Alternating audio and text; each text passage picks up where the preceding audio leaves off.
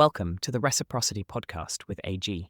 Your host is Andrew Gadomski, and the show is a compilation of shared thoughts and experiences that impact lives with grace and authenticity. AG spent 15 years residing as an interim workforce analyst for Fortune 500 employers who provide financial and/or healthcare services, supply chain access, and consumer basic needs. In 2022, he swore an oath to support and defend the Constitution of the United States against all enemies, foreign and domestic, and faithfully discharge his duties in the coveted role of Senior Operations Research Analyst. Deploying cybersecurity and AI workforce skills benefit U.S. citizens, its residents, and tribal nations.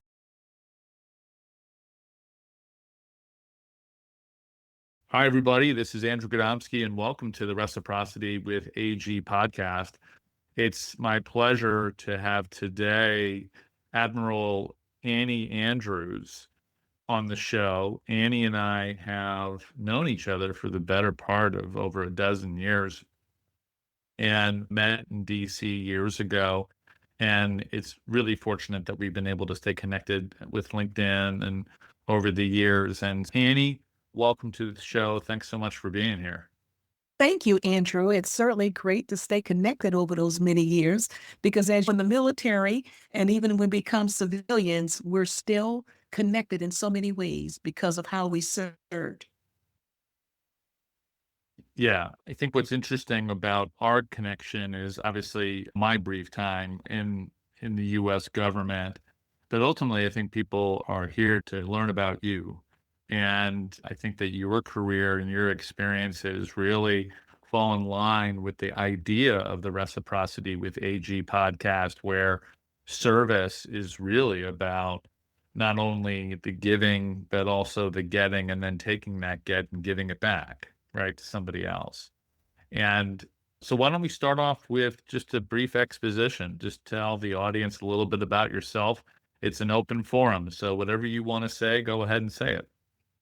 Thank you, Andrew. It's certainly great to be with you here today. I'm Annie B. Andrews, Rear Admiral, United States Navy, retired. I'm from a small country town just outside of Savannah, Georgia. I always say I come from humble beginnings. I'm grateful for the opportunity to have served for 32 years in the United States Navy. And after the Navy, I had the opportunity to work and retire from the Federal Aviation Administration, which I worked there for 6 years. And I held the position as the Assistant Administrator for Human Resource Management. Both jobs have been just really great because rather than the Navy or the FAA or what I do now as the President and CEO of Andrews Consulting Enterprise, LLC, it's all about people, taking care of people, elevating them to their next level, empowering them, and encourage them.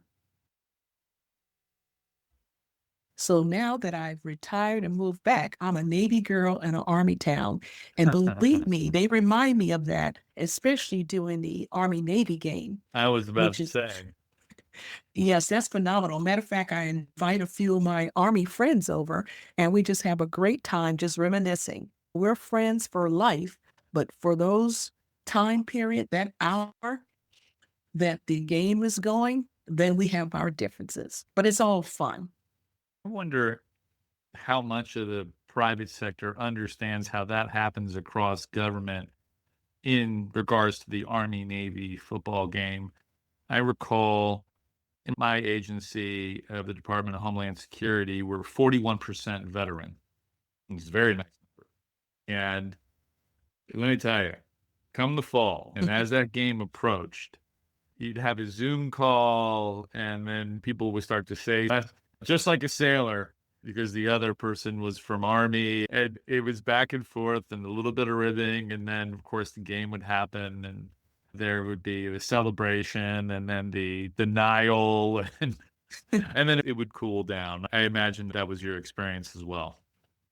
That is correct. It's just I would say, friendly rivalry which is always fun. It gives you something to do, something to talk about.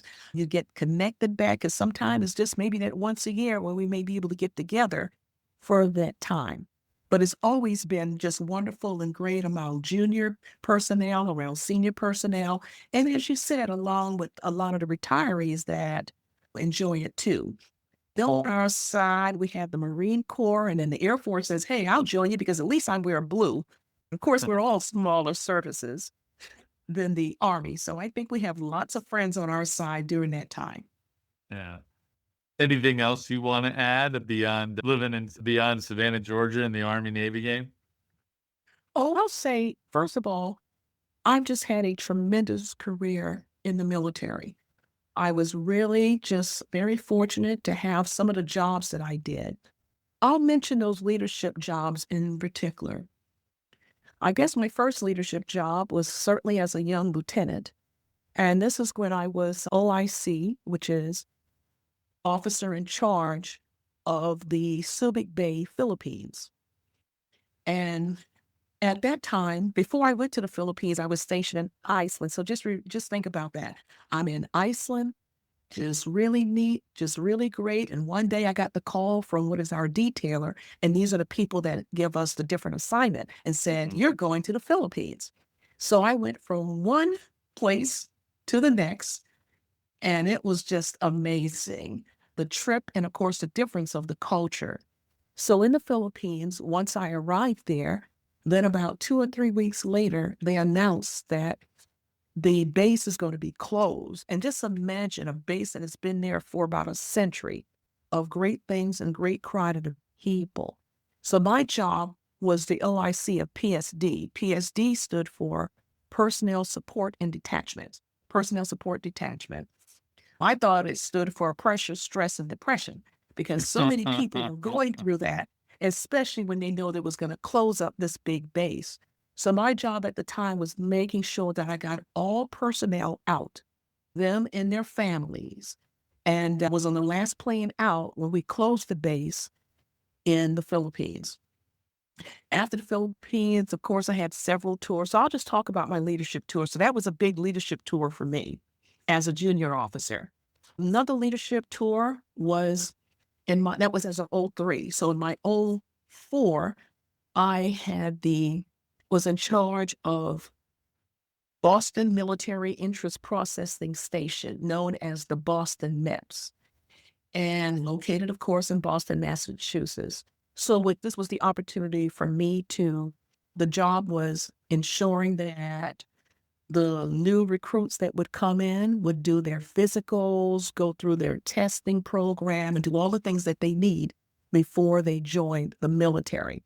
So we did their medical, their physicals, and making sure they had all the tools. So that was another great assignment.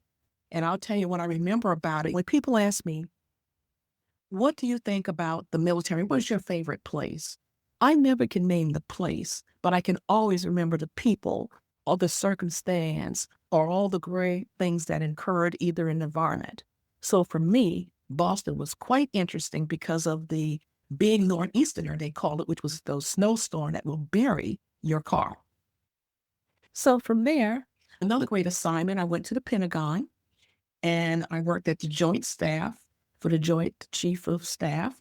And what I remember from there, besides, again, the great people I worked, but the circumstance that happened. And I was there actually on September 11th, 2001. Wow. So you can just imagine, sometimes you still think about where you were, the people that you were with, and all the aftermath that came up afterwards. But again, it was the people that made the difference. And I saw right after 9/11 how people came together, no division at all, trying to support, trying to help each other. I remember things coming into the Pentagon, outside the Pentagon, where people, the firemen and the policemen and so many workers and medical people were trying to help. In the days following, there were so many great people sending things, like barbecue may have came from North Carolina, Texas sent their best, Mississippi, Georgia, New York, California. Everybody was sending things to help in such tragedy. But as tragedy certainly pulled people together. It's unfortunate how sometimes tragedy does that, but I do believe that when we have those moments of our lives where we're experiencing extremes, whether they're positive or negative, may be the times where the rallying, the togetherness, and the willingness to listen or the willingness to engage is at its highest. Probably because the norm has been placed down. Like this podcast and its transparency? Then you will love Aspen Analytics. Their audit documentation enable employers to share with investors, analysts, and regulators how their chosen HR practices using AI, wage equity, and analysis reduces significant business risks. Remove these risks before they become real problems. Find out more at www.aspenanalytics.io. Yes, I agree. Because again, it was how people just came together to support and to help and to care and have that passion and compassion, which makes us the best part of rather leadership at every level, just showing that respect and compassion with one another. Yeah. So from the Pentagon, one of my next leadership tour was as NRD San Francisco, my XOCO tour. So now I'm out the 05 level, which is a commander. And there I had the greatest opportunity to lead several wonderful people, to lead a team of people that just did great things. My area of recruiting for the Navy covered certainly San Francisco, all the way to the Oregon border and west of Nevada. So that was a large and long area there in San Francisco. But I will tell you, the team did such an amazing job and going out and finding recruits that wanted to serve and make a difference for their country. So for me, that made such a great impact. From that job in recruiting, then my next job was being the XO at the Navy's Recruit Training Command in Great Lakes. So just thinking, I'm there in sunny California, and now I'm arriving about the April time frame in cold Chicago. So it's, ooh, what have I done, for heaven's sake? But it was really great.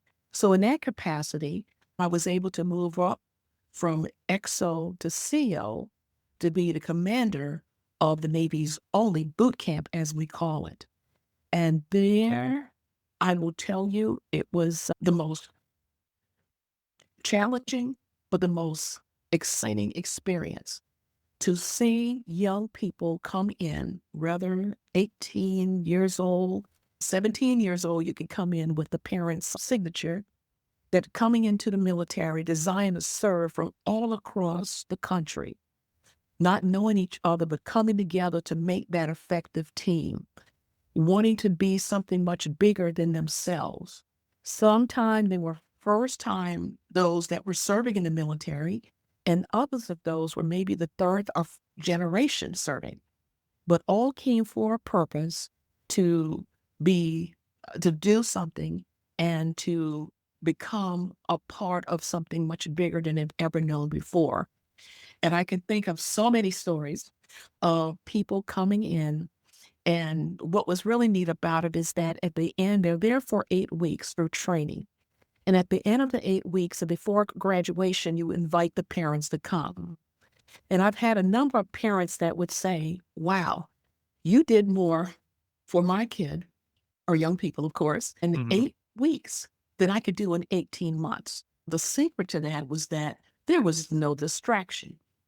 There wasn't a girlfriend or a boyfriend. And of course, they weren't cell phones. I don't know if things have changed because it's been many years ago, but there certainly were no cell phones or time when they can just talk on the phone or sell or do what they want or text as it is today. So it was all about discipline, study, working as a team, growing together, doing what is needed. And of course, that part of training is, we call it, always train the way you're going to fight. So work in teams, whether it's firefighting, whether it was going through what they call Battle Stations 21, which is a simulator in their capstone event. So again, during that time period, I was excited to actually be able to oversee the training of over 100,000 recruits getting ready to go nationwide, whether in aviation, submarine, or surface warfare, administration, medic, everything. Even those getting ready to go out to SEAL training. So following boot camp, they would go to, after graduation, their particular discipline and learn so much. And it's great to see them out there doing a lot of work and serving their country. The next great tour was actually coming to DC. I've been there a couple of times to the Okay. Pentagon. And back at the Pentagon, I was the executive assistant and naval aide to the Assistant Secretary of the Navy for Manpower and Reserve Affairs. And that was just a great assignment, having, again, now as a senior officer in '06, getting a chance to understand a little bit better about how the process worked, working in a different capacity with my joint service counterparts, as well as the requirements and the needs of so many in the Navy. After that tour, I was selected of one of 7 people in the Navy, of 7 '06s, captains, to go what is called the CNO Strategic Studies Group. So it's the Chief of Naval Operations Strategic Studies Group, known as CNO SSG. And that was up in Newport, Rhode Island. And for there, you're there for about 9 to 10 months and learning about different concepts. So it was 10 senior people in all. I said 7 because 7 was from the Navy. And of course, we had 1 from the Air Force, 1 from the Marine Corps, and 1 from the Coast Guard. And we just work on concepts and study hard to see what we can do to make a difference in the Navy of the future. And one of the topics was, our main thing is to take the Navy to 2020. So that must have been, I guess I went there probably in 2011, 2012, maybe at that time, or maybe 2010. Have to think about it. So when I went there, of course, is take the Navy 10 years out. And that's how we have to look at things, not for what we do tomorrow or the day after, but what is needed for the United States Navy in the fighting war fighters. What can we do and come up with? Yeah, and if I may, the way you're talking is absolutely fantastic in that there's a number of people who are listening who are in the private sector.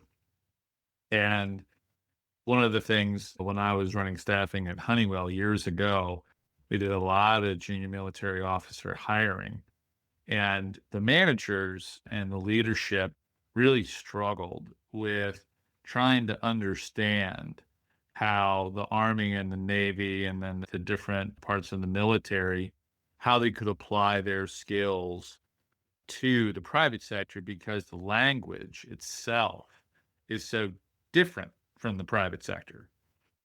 And as you talk in whether you're in the civilian labor force or the military labor force, there's a series of words that I think some people just don't quite get. So what I wanted to do was just interject a little bit for the audience and go through some of the words that you talked about, but also have you answer some questions about them because I don't think people understand what some of them are. So you just correct me on where I'm wrong, but typically a tour is the equivalent of a position or an assignment. And That is correct. the government, both the civilian and then the defense part of the labor force, really is position oriented. It is people oriented, obviously, but there's a natural set of rotations and assignments, and then obviously the advancements of ranks, where once you are an officer, and you had mentioned, for example, being an 05 and then being an 06 and moving up, there's a spot that opens up when you move from one tour to another. But that tour and that position has been designed specifically to execute. In my perspective, is there's a lot more manpower modeling that occurs in the federal government because you have a position in a location that's supposed to do a certain amount of tasks and activities, have a chain of command, and execute work. Now, that work might change over time, like you've talked about, where you're talking about the Navy of the future, but that position is very well defined. And how you attract to that position at the junior level is one thing, and then how you move people around inside the U.S. government has a sense of logic, but also a sense of freedoms, right? You just get to, sometimes you get deployed and sometimes you get the choice.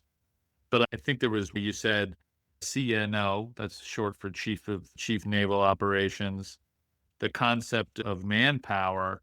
A lot of people don't understand that that basically is staffing and workforce planning. It is, how many people do we need in the right place at the right time? What's the chain of command in terms of this officer is going to have this many people under their command? And then there's officers who are under their command, and how many people are going to be under the command of that junior officer. And workforce planning has been part of what's the largest labor force in the United States for the better part of a century. We just don't talk about it that way. And I think the last that I've noticed is that the learning and development, and you talked about this concentration of what the future of the Navy is, going and doing that type of work where you're working with a tiger team, a very small group, and then executing with intensity on what we're going to do next, or how are we going to solve this problem, or we're seeing problems occur during mission and we have to take corrective action. That's very normal in the government. I was on one that was around recruitment and information technology and cybersecurity personnel. It said, we need to think very hard about what artificial intelligence means, and we're going to change the way that we do information technology hiring across the entire U.S. government. And I worked with members of any number of intelligence agencies and other civilian agencies to figure out how to do that. And that, believe it or not, is not a one-off. That happens a lot to solve problems. And am I saying anything that you think is incorrect? Well, you are spot on. But what I wanted to make sure, especially when we talk about the Strategic Studies Group, and again, we call it SSG, it focuses efforts on warfighting concepts that appear to have a greater potential. They were specifically in generating revolutionary naval warfare concepts that could apply when working and for our future and current warfighters. Now, interesting that you mentioned that about manpower, because after I completed my tour with the CNO Strategic Studies Group, I made what is known as flag officer there, where I made the Rear Admiral. I came back to Washington, D.C., and my job was working for the Chief of Naval Personnel. I was in charge of the total manpower requirements, which dealt with, just like you were saying, Andrew, with making sure that you have the requirements that is needed in the aircrafts, in the ships, and the submarines on shore duties, making sure that you have the right people at the right place at the right time with the right skill. So overseeing the requirements and making sure we had enough people. If they were on shore duty, there were some times that we had to say, okay, shore duty is curtailed, your current assignment, because we need you to go to sea. So you're right. Having that at CNO Strategic Studies helped me to strategize more when coming to work for the CNP and making sure we had the right manpower. As you have mentioned, could be 18 months, it can be 3 years, it can be 6 months, depending on what it is. 6 months probably maybe for a training or a school. Yeah, it's a detail or something like that. Yes, exactly. Or they can be it for a year, 6 months to a year. I know when I was in Iceland, that assignment was 18 months. And other places, when I was at Great Lakes, that was for 3 years. So going back to making, as they call it, flag officer or making Rear Admiral, that was a great opportunity. But yep, it got me back to DC. Once you have that, you get there apparently a lot of times. So after that assignment, then I had one more assignment. And that assignment was that the Navy sent me to the greatest assignment I consider in the world, to be in charge of all of Navy's recruiting. So I became the commander of Navy Recruiting Command. And that was out of Millington, Tennessee. At first, I said to myself, there's no ship in the middle of Millington. It's not like when you have the Army and they can put their tanks almost any and everywhere. That's Well, not, we're not well, putting it over. all of our sailors don't necessarily live along the coast either when they sign up. Exactly. So I will tell you, they don't. They like to get toward the coast because it's certainly much more familiar. But yes, they're all over. And that was the beauty of it. I had over, at that time, over 1,500 Navy recruiting stations. They had about 26 districts that cover the whole nation. So I had 26 commanders, which are 05, and 2 06s, which we call commodores. They would be commodore for the eastern region. And then, of course, you have commodore for the western region. It's how it works in the chain of command. So it's like a pyramid. Myself, 2 commodores, and then several, which are captains, and then many 05s. Anyway, in that assignment, there were 3 things that I wanted to do for our military because after I knew that was going to be my last assignment. 1, I wanted to increase, and did, the number of female serving in the military and those non-jobs that are not just in administration, but those that are wanting to go into the subs, into operational fields. Another was to ensure that I made 100 making mission every month, so there was no failure. Our teams across the nation, we made mission. Sometimes there may have been areas that did not, but overall together, we had the numbers that was needed. So we made mission every month. So I took it to the 100th month of making mission. And third, I asked that I have a chance to see every last one of my commanders across the nation. And I did. It wasn't easy. And I was on the road a lot because you're talking about they're in large cities. One thing I remember about that tour is that I had a chance to go to, like you said, we have people serving in Middle America, Kansas, Iowa. And I remember going through there and stopping at one of the 1,500 recruiting stations. I remember one of the sailors said, "Ma'am, you would come here to see us in the middle of nowhere?" He said, "Why?" I said, "Why not? You're just as important as those that are in the big city of New York or Chicago or LA. Sometimes we as leaders have to make sure that we get a chance to go out and see those that wouldn't even expect us to come." It was never no surprise because they knew I was coming. But to go out in areas to let them know that they're doing the tough job, because recruiting was not easy. It was when most people think, oh, you're going to shore duty. I'm here to tell you, as the CO, the commander at that time, that it was just as hard as other duties, because it's not just a 8-hour job or sometime a 12-hour job. It could be 18 hours. By the time you pick up the potential recruit, get them to what they need to do at the military issues processing station all day, take them back, and some of them lived in a lot of places. So again, it was a great tour, and I was really proud to end my tour, not only just making mission, but to serve America and to promote and give jobs.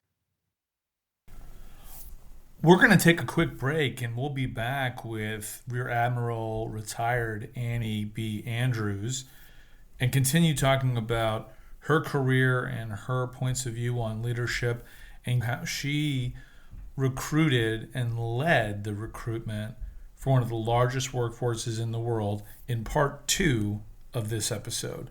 Have a great day. Thanks for listening to the Reciprocity with AG podcast. You can enjoy more episodes by favoriting the podcast at leading podcast platforms. On behalf of Andrew Gadomski and all our guests, we enjoyed the time spent with you and ask you to consider reciprocating powerful learnings to and from all you meet.